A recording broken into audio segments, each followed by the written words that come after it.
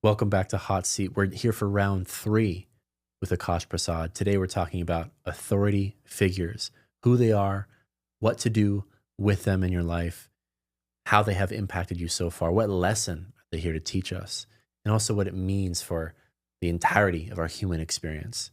I really, really enjoyed today's episodes with Akash, and I know you will too. So have fun. Let me know what you think.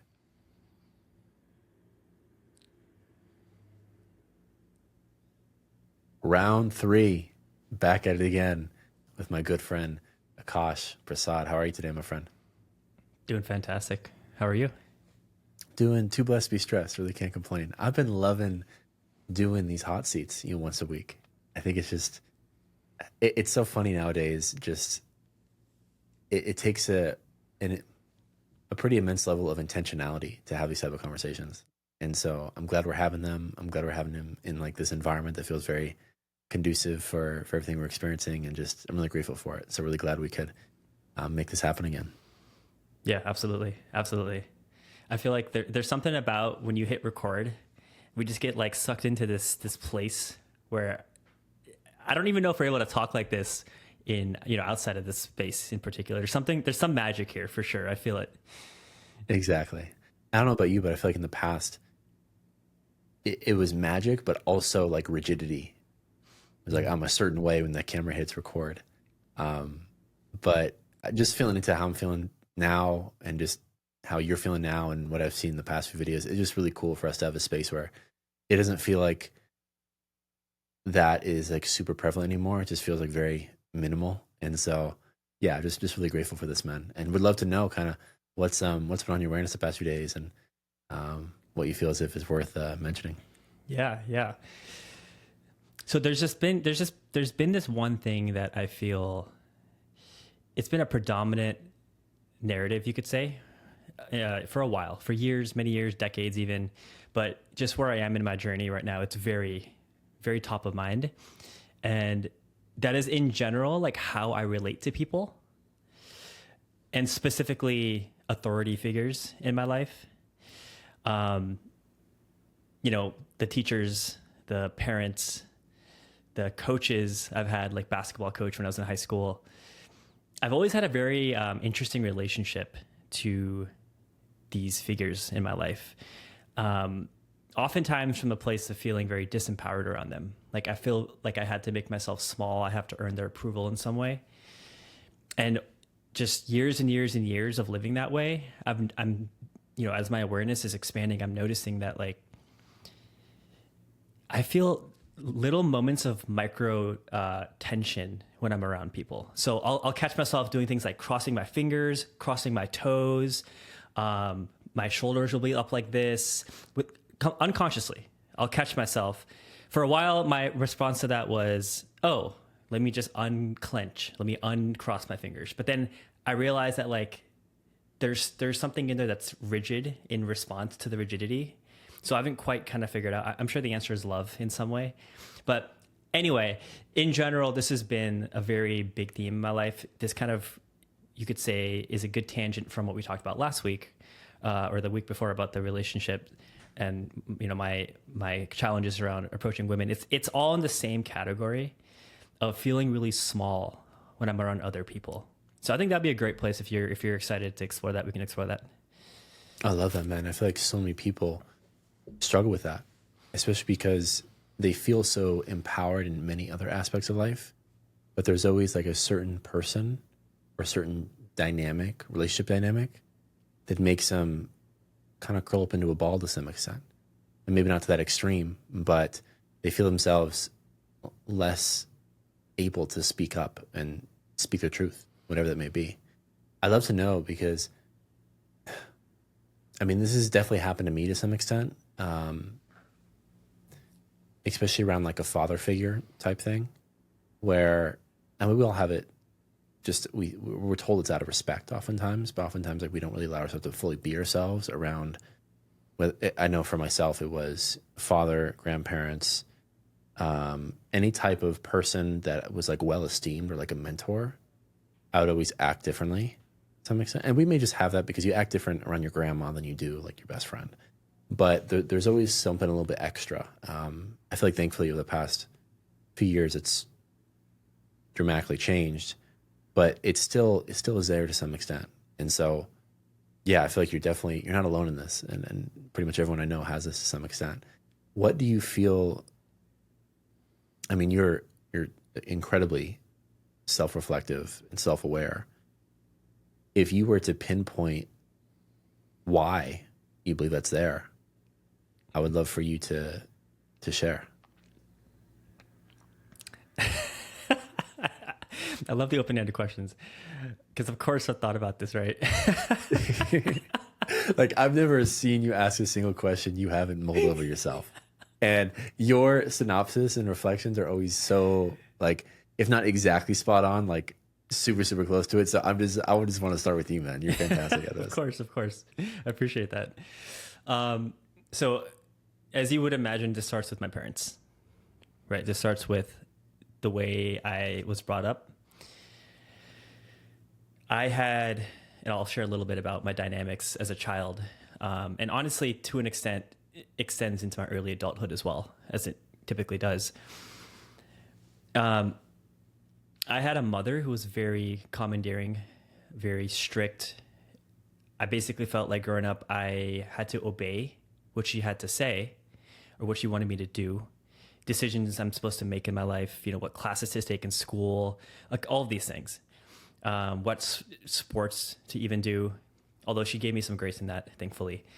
But in general, she was just someone who really spoke what she wanted me to do. And it was coming from a place of, in my culture, like I'm Indian. So in my culture, there's a lot of focus on achievement, external achievement, getting good grades, of course, is the number one thing. It's like almost all that matters. That's really what determines at that age, at least, if you're a good person or not. It's like, are you doing well in school? Do you have ambitions? Which of the trifecta do you want to go into? Engineering, law, or be a doctor? Like, pick one of the three, right? So just having that was in itself, like, it disempowered me as a kid because I didn't even know I didn't even know I could make my own decision until I was like in my late 20s. And in some ways I made decisions along the way, but it was very unconscious. So that was my relationship with my mother. And it's much better today, thankfully. And I'm very grateful for her in many ways. And she was doing the best she could, right? There's nothing, I've worked through a lot of resentment I held towards her around this. And there's probably still some more to be explored, as there always is with our parents. And then on the other hand, my father wasn't really around as a kid. His number one priority in his life was his career.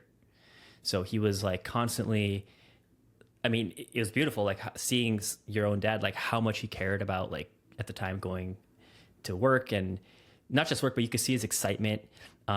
He wanted to be promoted. He wanted to keep rising up the ranks, not because he cared about the title, but because it just happened, because he was so locked in to his work. It was truly, I believe, his life, his career, this life for my dad, his career was his number one thing. And I even talked to him about this, where when we were younger, he put his career over his family. And he says he regrets it today, but that is what it is. And he's not going to hide from that, which I really respect. But as a kid, not having a father around, not having a masculine figure, and he's a very feminine man, interestingly, who succeeded in corporate America, which is an interesting case study in itself. Actually, he's pretty masculine in the business environment. So anyway, I don't think I realize this whole right now. He's very feminine outside of that environment, very masculine within it. But as a father, he was not around. He was not present in my life. Like, I'm talking to the point where I would have basketball games and none of my parents would show up to them. Like, I'm basically on my own, right? So no role model. I didn't know. Like, I basically had to look around me at school. Like, okay, these are guys who, like, they seem like they have some confidence or they have some level of stability in who they are. Let me just follow them. Or the nefarious side of that is, let me compare myself to them and how I'm not at their level.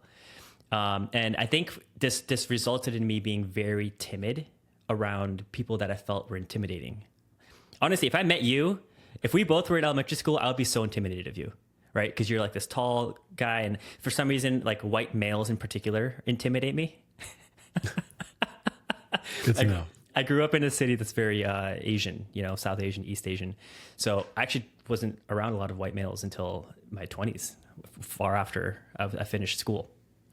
So yeah, there's just like this kind of ingrained timidness I moved through my world with. Every time I met people, I could feel myself shrinking. And for a while, I put on masks. I would try. Alcohol was amazing for me to help me feel more normal, and I loved who I was when I drank for like 10 years. I just loved drinking because it allowed me to show my true self to people and not feel so small. But there's still something around there that's active in my system, and my nervous system is still very sensitive to it. And yeah, hopefully that gives you some background. I love that, man. I think it's fantastic. And I feel as if, based upon what you said to me, comparing that or having that be the story for your unique relationship with authority, I'm assuming that you just felt as if, whether it was your mother or other people put in positions, whether you said basketball coach, whatever you mean, if they had any authority over you, because you really didn't like oftentimes the direction they were putting you in, or even just the fact that they could direct you in a certain way, even if it was great for you, even the fact they could direct you in a certain way, it was probably not taken well. And that's fascinating to me. And I feel as if nearly everyone on the planet can relate. I would love to know, kind of flipping this, if we have, let's say, a problem, and I don't think necessarily a problem. I'm actually for people that revolt against authority to some extent. I think it's necessary in society. That being said, I would love to know if you feel the same around displaying authority and sending authority to others. Like if you were in an authoritative position, especially, let's just say, having to have conversations that that person probably wouldn't prefer, like correcting work behavior or firing, or even in romantic relationships or personal relationships, having like uncomfortable conversations from a more authoritative way. How has your relationship been with being the sender as opposed to the receiver? Fantastic question. I would say literally in the last 2-3 months, it's the best it's been, where I feel like I'm able to speak my truth way more clearly and without as much resistance. But it's very, very recent, and it's still something that is very uncomfortable for me. When I know that I'm meant to speak something to somebody and say something that maybe even a year ago would have been scary to me, that's how I know it's like, okay, there's progress being made here. But historically, I think because, for whatever reason, I've had this awareness much of my life of my experience of being alive. And because I was so aware of how I felt on the receiving end of authority, I think I have this hypersensitivity to being in the position of authority, because I can think through every single way that person might be feeling if I were to be authoritative towards them in any way. So there's like this empathy, like this hypersensitive empathy I have towards people. And I'm sure this is a blessing and a gift in a lot of ways, but it can also, the shadow side of that is like, I can feel paralyzed because anything I say, I could in some way interpret, oh, this person might take it the wrong way. This might disempower the person. This might disappoint them. And that turns into people pleasing, basically. And as an authority figure, and I say authority figure in a healthy authority figure needs to be able to speak what is true in their heart, even if it ruffles feathers, even if it creates some pain in someone else, right? So I see that like there's a shadow side of this where it can get in the way of that if I'm overly empathetic towards someone. But reconciling that has never been easy for me. Finding that like clean, fine line to kind of walk on is very difficult. Yeah, most definitely. So I'd love to kind of separate those two for a second. The sending the authoritative direction from the receiving. I love to just focus on probably the receiving for a second. So You kind of said, which is, I mean, such an enlightened way to look at it, to where you kind of see it now as a gift, right? Because of you being able to feel just what arises within you throughout your entire life when someone gives you direction, whether that's your highest preference or not, whatever direction that may be. You feel as if you have been able to experience the range of emotions that can come from that. And you just said that it's a blessing in that way. Is that fair to say? 100%. Yeah. Which is, I mean, such a nuanced way to look at it, man, which is incredible to know that you being, let's say, hurt to some extent, right? And now this probably wasn't always the case when, the basketball coach said you got to use your left hand more, whatever it is. Like, that's an obvious thing of like, oh yeah, I probably should because I can't make a left hand layup, whatever it is. That's a little bit different than, let's say, the same coach or mother or whatever it is telling you must do something that you just deeply did not want to do in your bones. Or even, that same authoritative figure, they may have certain direction of like, take this class, do this and that. But then, that's direction in other aspects of life. Let's say relationships, they may have opinions, which may not be an order, like a general in the military giving you order you must do, but that opinion given from an authoritative figure feels like an order. Even though the authority probably never thought it that way, and we may not on the conscious level, unconsciously it feels like they're giving us orders of what it may be. And then that thing they told us about, the thing they didn't like about that past girlfriend, or the thing they do like about that past girlfriend, kind of sticks with you, the top of your mind, no matter what. Because it's like, okay, the authority, the general, said this is the way it is, so now this is going to be on my focus quite often, which, I mean, what an experience to have, man. Like, that's someone else, whether for your best benefit or not, controlling you, directing you. And probably during an age, especially teenage years, where that's the last thing they want. And it means you've gone through a lot of self-development to have experienced probably a multitude of different directions, which led to a multitude of different emotions and feelings. And to have the nuanced perspective of these were all just kind of gifts to help me better relate to others that are going through this exact same thing, probably to even more extreme levels. That's pretty amazing. Yeah. I appreciate that. And it's a pretty new framing of this whole thing. In fact, I'm at a place where I'm so grateful, and it's honestly beyond words to explain this, but I'm at a place where I see everything in myself that is quote unquote deficient or not good enough or whatever it is, wounding. It is my gift, because how can we relate to others who have gone through something else if we haven't gone through it ourselves first? So I can choose to be the victim and be like, okay, this is something I was subjected to in my life, and it sucks that I had a lot of pain and suffering around it. Or I can take or I should say, and because that pain and suffering is real. But there's also an additional perspective, which is, well, because of that, I have a very, very detailed, nuanced understanding of what it is to deal with this particular challenge. And I see that now, but I'll be honest, I still don't feel like I'm in the gift territory of this yet. I see it like I can see that it is a gift, but I haven't quite embodied that yet. It will happen, but not yet. It's so different to conceptually understand and begin to adopt a mindset that it was a gift, but to feel it as a gift is a complete different ballgame.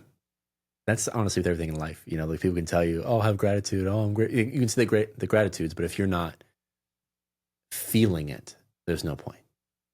It's like awareness without integration, and integration takes time. And it seems like you're already very patient with yourself, completely understand. But that's really good to know. I would love to share, because what's coming through for me right now in this moment is it feels as if you've really embraced and kind of ingrained in your being, maybe not fully integrated, but at least in your mindset, that this has been a gift. are we open to the idea that embracing a mindset that sending authoritative direction is also a gift? Yes. Because Conceptually. yes, conceptually, because if we received it and with hindsight, with a nuanced perspective, with years down the line, even though it may not feel it in the moment, you probably have gratitude and want to thank the people that had authoritative power over you for what they may have taught you, which is again so nuanced. And I'm so amazed that you have the capacity to see that, because so many people don't. That's why they're so miserable and suffer and hate these people the rest of their lives. You've come such a long way. It feels as if maybe to the exact same, let's call percentage point that you embody is a gift, is the same percentage point of willingness you are to send that direction gift to others. Whether that's, I don't think it's 50%, probably 80%, 90%, maybe closer to 95. Now I don't know what that is, but it seems like they're correlated. Is that fair to say? Yeah. Yeah. Again, conceptually, it makes sense. Yeah. I've always had this desire in my corporate career to be a manager, to have direct reports, because some part of me recognized the wound of, I have felt like, I haven't had a lot of people in my life who genuinely cared for my highest growth or well-being, well-being was, I don't know, my parents took care of my well-being, but like my spark, my fire, like, why am I alive? Like those types of questions. I never really had any models for that. And to be in a position where I could help others see their own light in whatever way, even this, I'm talking 10 years ago, 10 years ago, 5 years ago, it was always there. This desire was there. So to your point, like 100%, it correlates. And I can't wait to actually step into that kind of a position. It's something that's going to be a beautiful closing of a loop that's open, but like it's beginning to close a little bit. I can already kind of feel how good it's going to be, like how it's going to feel for me to be in that kind of a position. So, yeah. That loop that you said, the word I would use to describe that loop, and I'd love to know if this resonates with you, is unconditional love. Yes. It's like being able to send a message to someone, knowing that it is deeply in their highest good, but also setting aside our own selfish need for them to react a certain way. Knowing that we've felt all the different range of emotions that can come from not receiving it, maybe in the most preferred way. Yeah. That's pretty cool. So it's like your big thing is closing the final steps of the loop for unconditional love. Yeah.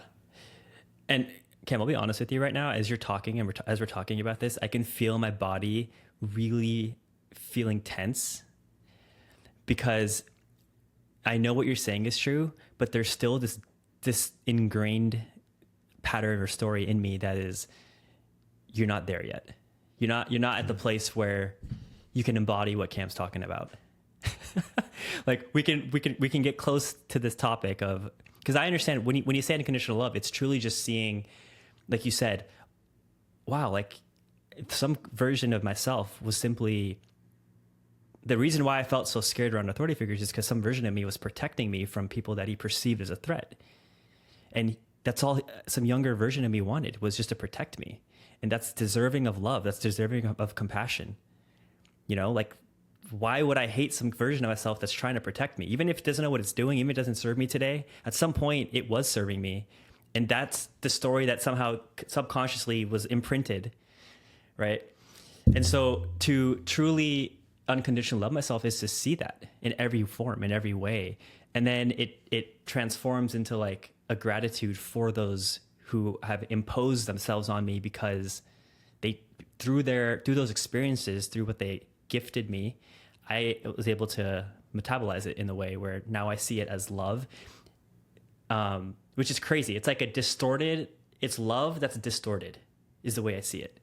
Whenever someone these days says something to me or like triggers me, it's like that person's actually showing me love. It's just distorted because they're not seeing it clearly. Yeah. They're showing us love in the best way they know how. That's why, like, our mother is probably like, take this science class over another PE credit, you know?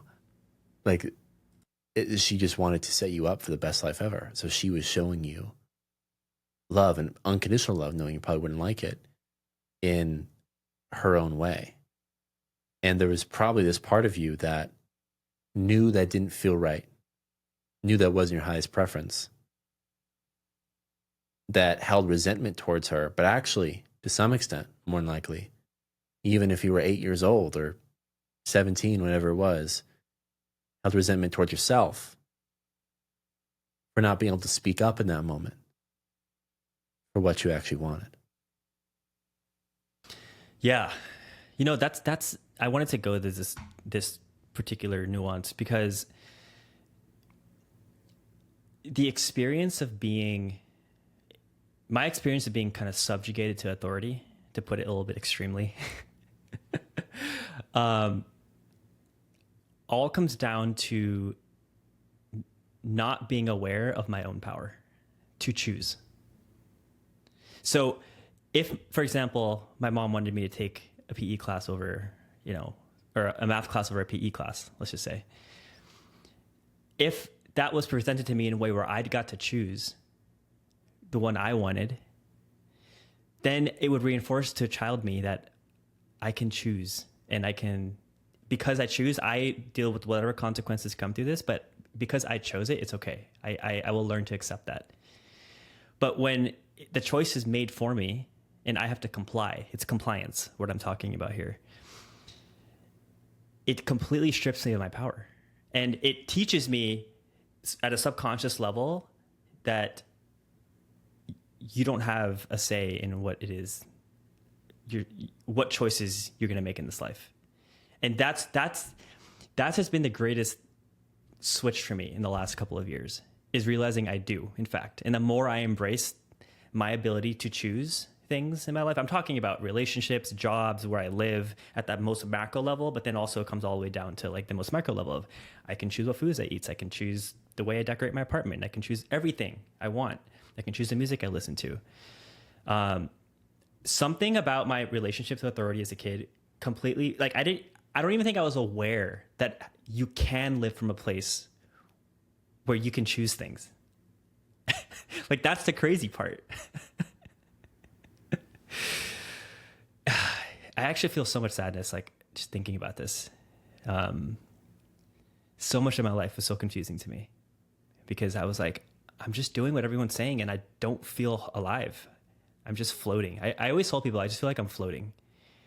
I'm not tied to anything. I'm not living for anything. I'm just like, I wasn't depressed, which is crazy. I found a way to be happy and joyful in the ways I could. I found my things, my escapes, you could say, just to get by. But I think because of this, not being in touch with my own power,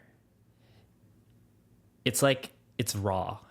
And the person I want to be, no matter what I do, no matter who I'm with, I don't care if I just met you today or if I've known you for 25 years, my message is going to be, you have so much power. And I'm going to do everything I can in my life to like help people remember their own power.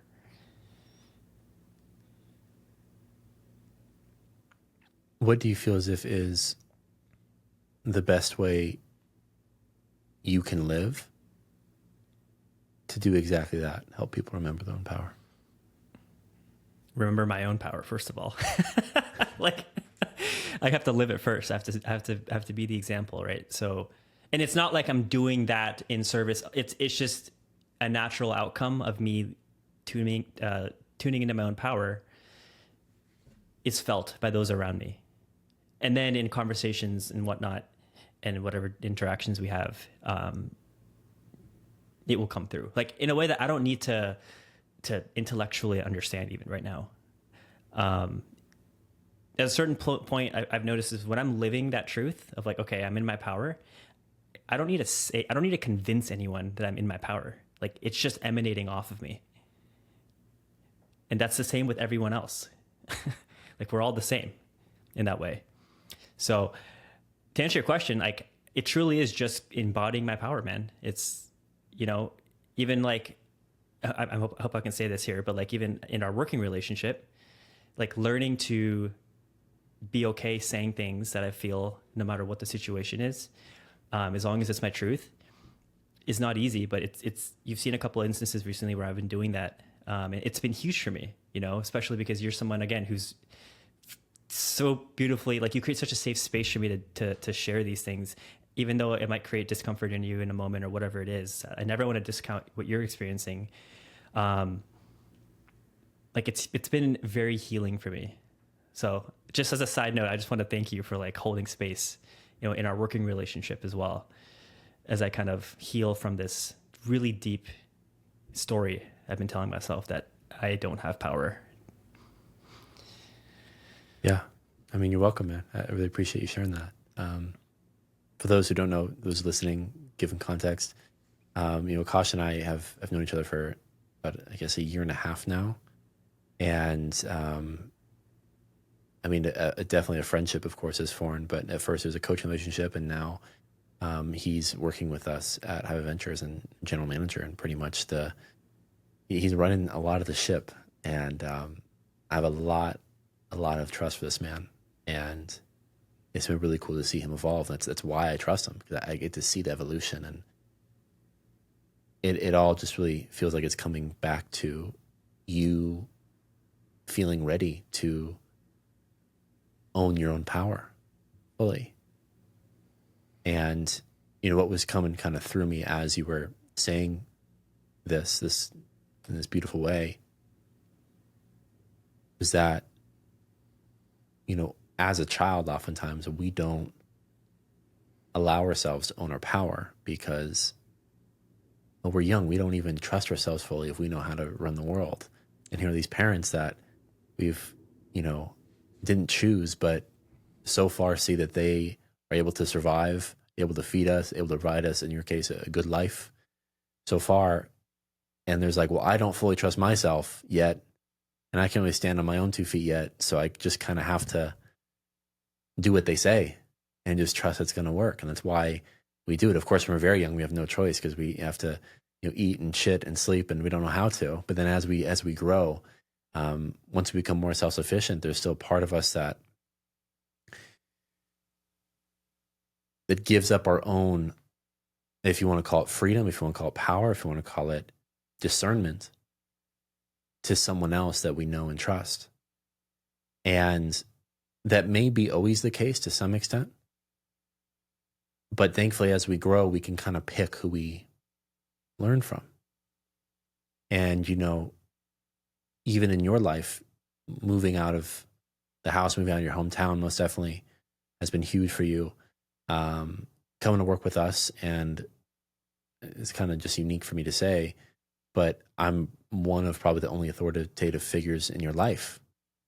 And that even feels odd because you just feel like a Conrad, like a friend, and, you know, a team member. Like it feels like I'm more the point guard and you're the shooting guard. You know, no one's better than other. But also it's a business that I own, and you're being paid to work with. And it feels really cool that despite all that you've been through and the wounds that have happened, it takes a huge leap of faith and trusting your own gut to work in this environment. You know, many others that struggle with these wounds end up not really amounting to anything in their life because they refuse to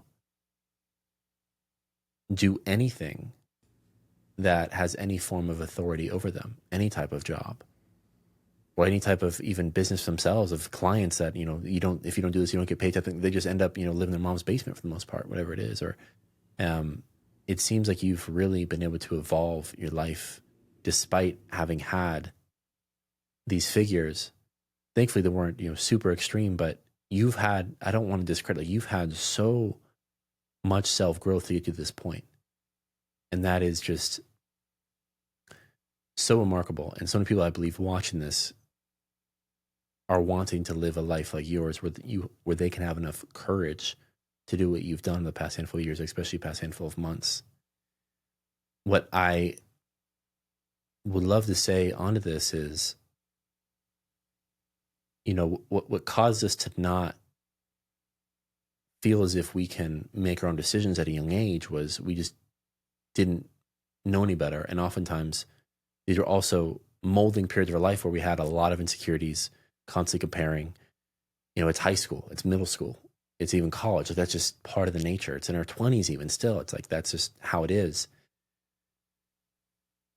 But it feels like now we've reached this point where we're self-aware of all the aspects of life in which we're still giving away our power. And are you open to the idea that whatever those last parts are, and by giving away our power means wanting to do something, feeling as if that's actually best for us, but not allowing ourselves to do it? Especially now that we have all authoritative figures out of the way, they're not giving us directions anymore. It's just us and us. Mano y mano.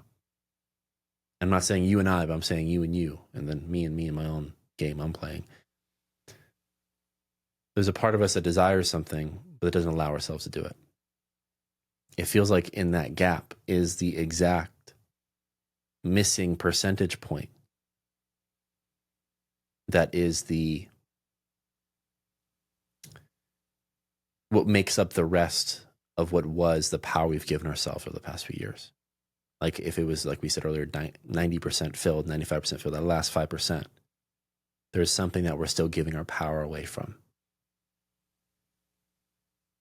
Are you open to the idea that honoring that last 5% of your own desires that you generally feel is best for you and giving yourself the courage to do them may be the thing that allows for you to receive from authority and also give authority from a place of unconditional love without friction? Yeah, it makes sense. But the next question that comes to me is, well, what are those desires? What are those things that I'm not doing? And is it in the domain of our working relationship, or is it in the domain of other things in my life, or both? I had some initial things come up when I asked myself that question, mostly around the topic last time around like women. Funny enough. Yeah, of course.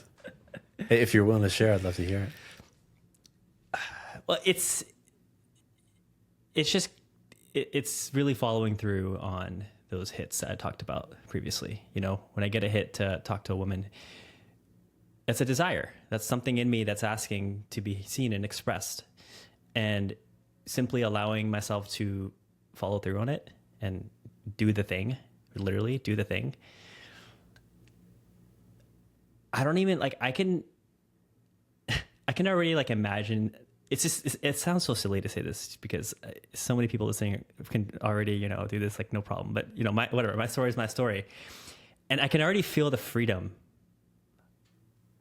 I can taste the freedom, I should say, I will have after I do it just once or twice and I follow through on that hit. Not because I want to go do this and get my reps today of go approach women, but truly because I'm feeling some inner urge or calling to say something to this particular person. I don't know why. This doesn't, it's hard for me to connect this to authority, like what we're talking about, the topic, but it's something about it seems very relevant. Yeah.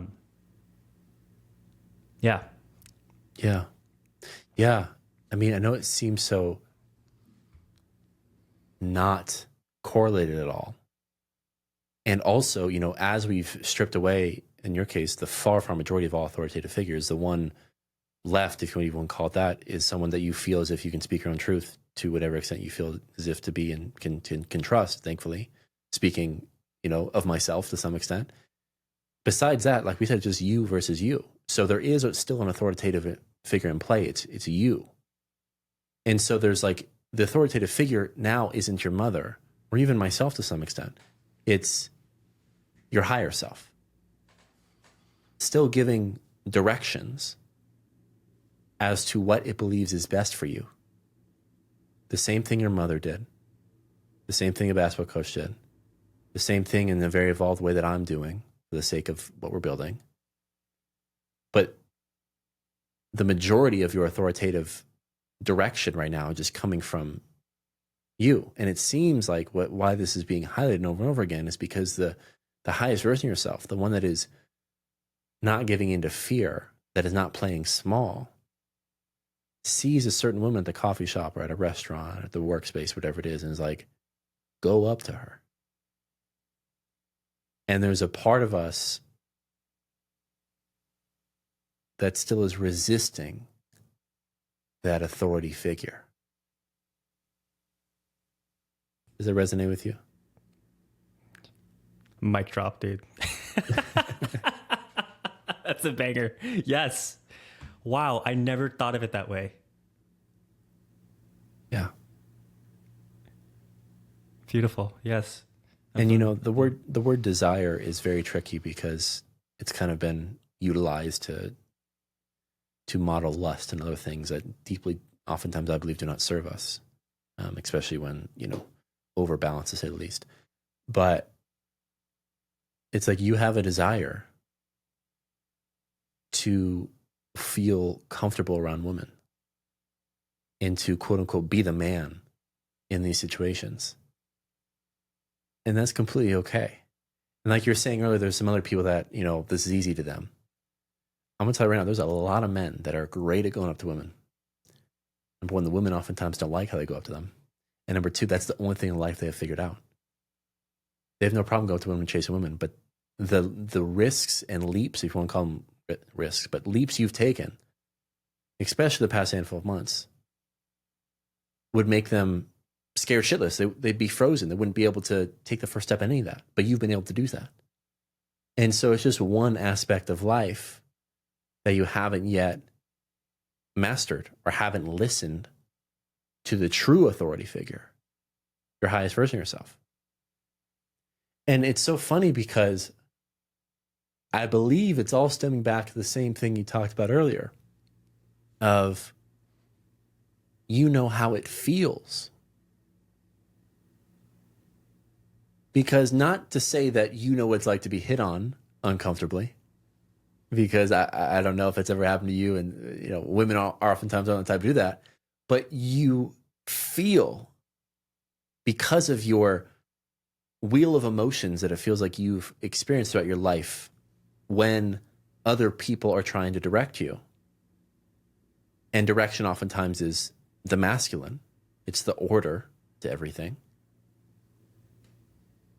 When you know that you want to enter an environment where the woman oftentimes being more feminine and flowy, and you'd be approaching them to direct them almost, of course, with their consent, if they agree to go on a date or whatever it may be, or continue that conversation, there is hesitancy around directing them because you felt the wheel of emotions that you know that they will feel. Now, it may not look like the same words they use to describe those emotions, to describe fear, to describe anger, to describe sadness, to describe shame and guilt. You don't know what it may feel like to have someone uncomfortably hit on you, or to, you know, wonder, are they going to hurt you, or are they going to stalk you? You may not have felt those mind stories that they're being played, but you have felt their emotions of fear, of shame, of anger, of guilt, of sadness that comes up in those situations that we've seen time and time again by others doing it in movies, from talking to women and getting their experience. So it's almost from a place of compassion to protect women that you are choosing not to engage in these situations that could lead to uncomfortable emotions from, in that one-off interaction, an authoritative figure trying to direct them. Yeah, and if I can add to that, there's also a parallel knowing that, just like the example of me wanting to have direct reports and be a manager in my corporate career, there is a deep desire to lead a woman through life as well. And this is maybe something that's blossomed recently. I don't think I would be able to admit this to myself even like 6 months ago, but genuinely, it's there. It's so there, and there's a resistance to it because I'm so hyper aware of all the feelings that come along with being told what to do. And not that I ever want to tell someone what to do. Like, that's not even what I'm talking about. Like, the form of authority or leadership or masculine leading that I'm talking about is empowering. It's the way I think about it is like it's creating it's protecting her in a way that she can blossom and be whoever she is meant to be, and making sure that the conditions are set in a way. And of course, like I see how you are with Ellen. It's like a beautiful example of how you're just nurturing, you're just curating the environment in a way that's allowing her just to blossom, and the flower blooms in however way it's meant to bloom, right? But the soil has to be fertilized. You got to be watering it every now and then. You got to put a little wooden thing around it so that it's protected from the elements. Like, got to make sure there's sunlight. That's what I imagine my role is as a man, and I can't wait to experience it and just play with whatever that is, whatever that looks like in real life with this person. So there's some it's so frustrating to have this just honestly, just my heart just lights up at the thought of it, and then also feel that resistance at the same time. Like, both things are there. And my natural reaction is go away, stop. And obviously the more I do that, the louder and more intense the resistance gets. So, and as with everything, it's like, how do I see the love in this? That's what I'm navigating right now. Yeah. Yeah, most definitely. And it feels like, thankfully, you have so much compassion for yourself throughout all this. You now, especially with this newfound awareness, you have compassion that you're not yet there. A little bit of frustration, but also a whole lot of compassion, which is so amazing. And to be fully transparent, I've seen this in you the entire time, where, as we're building these businesses, I'm needing someone who is capable of leading on my behalf. And the hard part in the world, how it currently is, isn't finding someone who can give direction, because those come a dime a dozen, those are everywhere. But someone with the ability to be compassionate for everyone they're leading and directing. That is the thing that's been missing from business, because they did not have what you had. They may have had also an authority wound, but just took a different path to it, and they made sure their entire life was controlled and everything was this way, and every relationship and every person, it was my way or the highway. They did the complete opposite approach. Both were imbalances, coping mechanisms to make them feel safe. And what I've felt in you this entire relationship, and why there's so much being invested into you, is because I see this balance, this equilibrium about to really hit, to where you are fully in your divine masculine of having a perfect balance for you of masculine and feminine, which I believe for myself and for you and many of those that we're attracted to is about 50-50. We both have a deep sense of compassion, and also yearn for and have embodied, to the far majority extent, deep sense of leading, direction, and order. And so, funny enough, I know the thing you've talked about in other episodes that we're yearning for is romantic relationships. And it's probably frustrating because the only aspect of your life you don't really feel like you have together is doing the one thing that you know will lead to romantic relationships. Which is, of course, something you probably chose before this life, and is kind of a funny thing. But this same example, I feel as if would work towards someone who, let's say they have going up to women down, it's no problem. but they're not yet ready to commit fully to devote themselves to their impact via their career or business, or fully devote themselves to something bigger than themselves.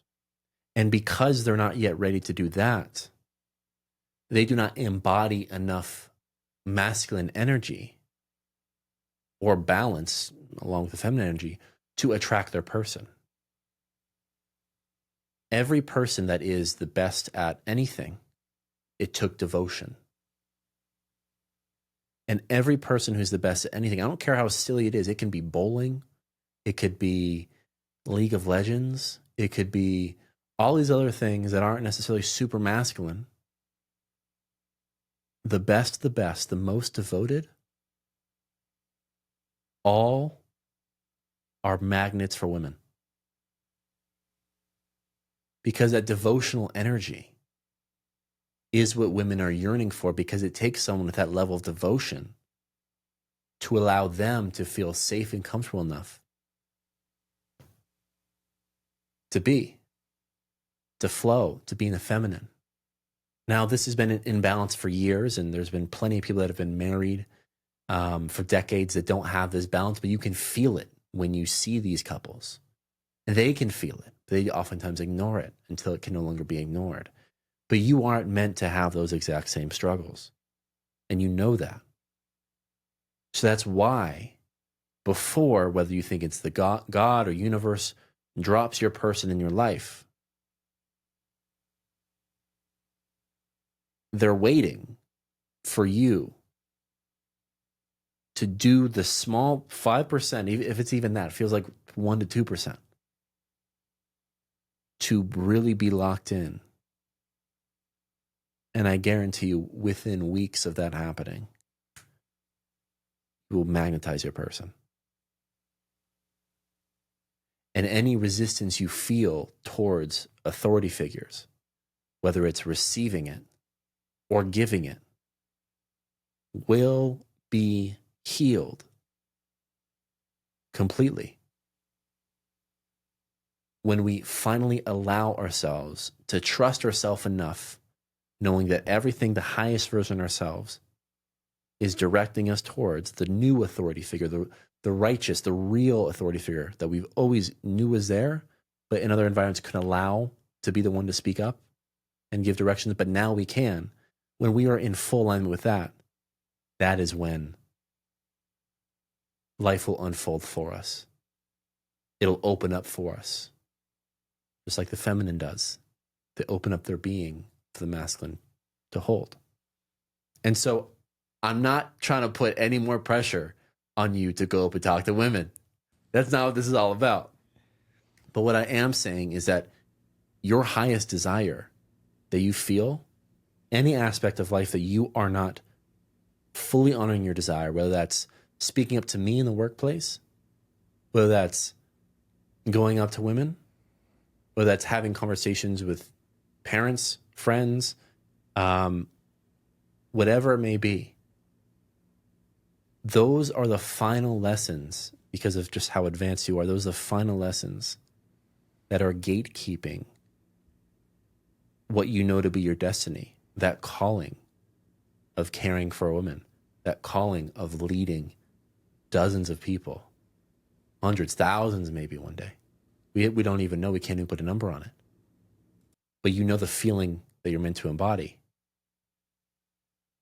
And literally trusting yourself enough to know that you have enough compassion and enough experience. That's why it happened to you, to be able to approach women or to approach these other conversations, being well equipped to make sure they feel seen, heard, and loved, while also directing your highest desire, is already everything you'll ever need. Like, there's no distance for you to travel. There's no distance. You already are, like, you're literally already perfect. You're already there. You've already ingrained the mindset. And the last part of embodiment is the action. And so I say all this not from a place of directing you to do these things. That's the last thing you want to do right now. But I think a lot of what may go in for all of us, including myself, whatever is going on in life, it all stems back to us not fully living out our highest desire and taking direction from the authority figure that is our higher self. So I appreciate you letting me share that with you, my friend. I know that was a lot. That was a mouthful, but yeah, thank you for that. And does that resonate with you at all? Of course. Thank you. That was I like using this word. It was a transmission. I didn't feel any resistance to anything you were saying. I think you're spot on. And I feel I'm on the cusp as well. And I also feel that there is no distance to travel. It's not like I need to go and take this course and do this thing and do that thing. None of that exists anymore. Those are just excuses and distractions. Yeah. Honestly, go ahead. And now, especially this awareness, I mean, you've been able to do this so good just because I know you so well now, but you can discern quite easily whether let's say, for example, going up to a girl is coming from the mind or coming from the heart. And still don't listen to the mind to get the reps in and to try it out, whatever it is. But the next time the heart is saying that and you follow through, no matter if that person is your wife or not, that last notch of I'm trusting myself and I'm following that direction is going to rock your world when it comes to your alignment and embodiment. Oh, man. And I'm really excited. I'm patient, and I'm thankfully a participant in the audience of this experience. And I'm just really excited to see what that looks like, because as you begin to evolve more and more, you're just beginning to impress and have the jaw drop moment to anyone who's ever seen you before, to see how far you've came, and you're an inspiration to so many. And I'm really excited to see what you do and accomplish at that state, which is literally already here. Thank you, man. I felt that. I appreciate that. and right back at you. I know we're talking about me right now, but yeah, maybe one of these days we'll reverse it and we'll have you on the hot seat. Let's do it next time. Let's do it. Okay, I love it. Yeah. Wow. Yeah. It's so funny. It's just all connected. Yeah. Just like the rest of the universe. Just one thing you said earlier, it just keeps ringing, which is I see my higher self's directives as a directive. Like I see it as like, go do this thing. And that is like, I'm perceiving that as orders. Like I'm taking orders from something, which is really funny because in other domains of my life, I have learned to completely trust that voice. But it's like in this particular domain, that voice, I interpret it as like someone's barking orders at me. So there's like a disconnect there. There's something interesting there for me to explore. I just never thought of it that way. And you're so spot on, especially with this awareness of like, okay, I'm being called from the heart to go up to this person and say something versus like, oh, she's physically attractive and I should therefore go say something, which is how I used to operate. Now it truly is from the heart. Which, side note, means like some women are not as attractive as I would need them to be in the past anymore. My understanding of beauty has changed recently. But anyway, when I feel that heart that's like leading me or like pulling me to say something to that person, I have definitely related to that pulling feeling as like, nah, I'm not going to take that order. And then I sit in that paralysis and then I go into shame and judgment. I drop right down the map of consciousness, right back down in that moment. And then I beat myself up about it for like 24 hours. Maybe like 4 hours now, not 24 hours. So. Yeah, man. It's all perfect. And I think you've had this experience. I think one day you'll be teaching this too. Once it all connects, I think it's going to feel very enlightening, and I'm really excited about that. And yeah, I've felt for a long time, it feels like your person is very close. And whatever she's on, she's also on the journey of the opposite, more than likely, as you prepare to be fully in the masculine in terms of your dynamic. Of course, very balanced, masculine, feminine. She's also taking the steps towards her feminine. And when she strikes that, it will both be almost in the same time frame, and you'll both meet. It's just metaphysics at play. It's not just a game of coincidence. And, you know, if we end up going to the same bar or coffee shop, it's like, Yeah. it's already orchestrated. Yeah. So, yeah, man, I'm very grateful for you. I mean, you shared something today that, I mean, most people, it shows again your level of awareness, freedom, and enlightenment. Feels free to share what you did today. And immensely grateful for this conversation and everything that we do together. Likewise, my friend. Thank you so much. I appreciate it. Yeah. Have an amazing day. See you later. too. See ya. Bye. Man, I hope you enjoy that episode, the same level of which I enjoyed creating it.